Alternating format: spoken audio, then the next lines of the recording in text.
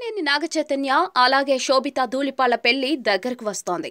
ఇలాంటి నేపథ్యంలో అక్కినేని నాగచైతన్య అలాగే శోభిత మంగళ స్నానాలు చేసిన వీడియో ఒకటి సోషల్ మీడియాలో వైరల్ గా మారింది. కుటుంబ సభ్యుల సమక్షంలోనే హల్దీ ఫంక్షన్ చేసినట్లుగా వార్తలు వస్తూ ఉన్నాయి.